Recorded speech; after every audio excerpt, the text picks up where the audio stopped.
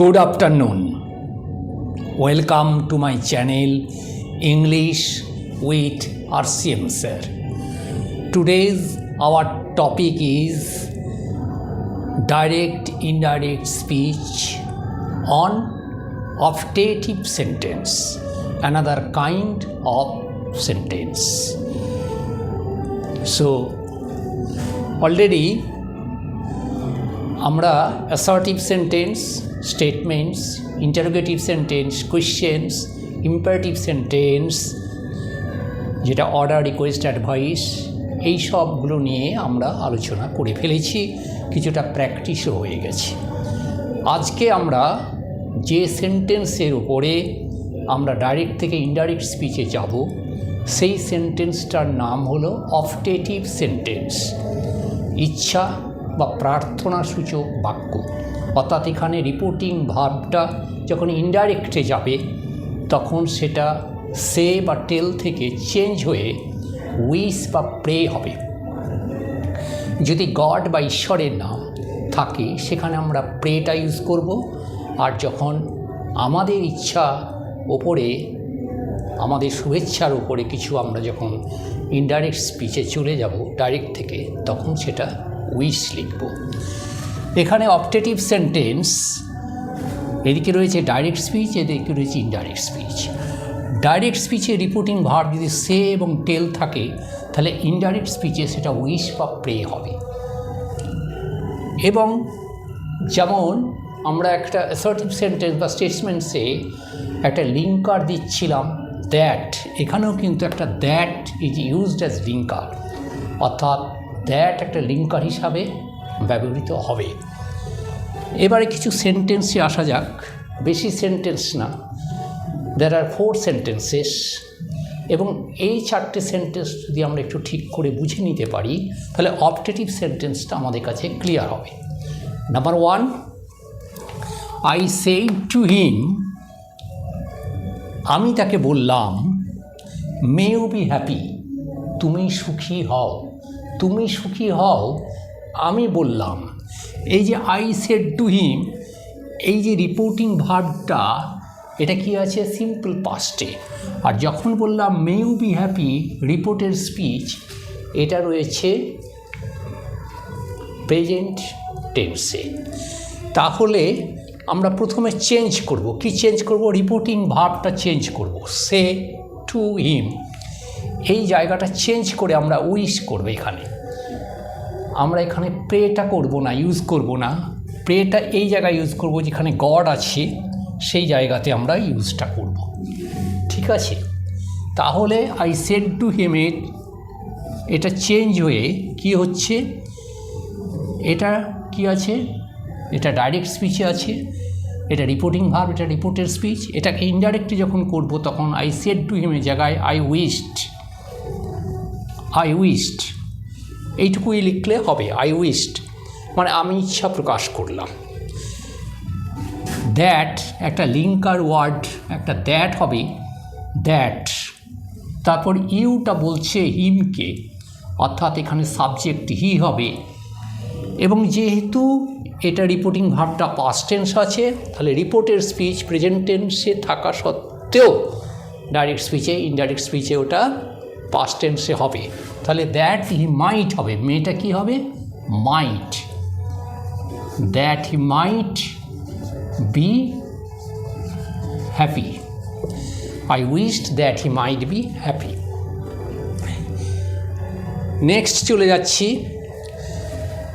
এখানে বলা আছে মাদার সেড টু মি, আমাকে বলল, মে গড ব্লেস ইউ, ঈশ্বর তোমার মঙ্গল করুক। তাহলে ঈশ্বর তোমার মঙ্গল করুক, মা আমাকে বলল। এখানে God, may God bless you মানে ঈশ্বর তোমার মঙ্গল করুক, অর্থাৎ এখানে ঈশ্বরের কাছে একটা প্রার্থনা করছেন। এই জন্য এই জায়গাটাই রিপোর্টিং ভার্বটা কী হবে? চেঞ্জ হয়ে মাদার সেড টু মি এর পরিবর্তে কী হবে? মাদার প্রেয়ার, প্রে থেকে প্রেয়ার কী করলো? প্রার্থনা করলো। এবারে লিঙ্কার ওয়ার্ড একটা দ্যাট হবে। এবারে এখানে সাবজেক্ট কি আছে? গড, অর্থাৎ দ্যাট গড এটা গডই থাকবে, মাদার পেয়ার দ্যাট গড। এবারে মেয়েটা কি হবে, মেয়েটা মাইট হবে, কারণ রিপোর্টিং ভার্বটা কি আছে, পাস্টে আছে। রিপোর্টের স্পিচটা প্রেজেন্ট থাকলেও ওটা পাস্ট হয়ে যাবে, দ্যাট গড মাইট ব্লেস।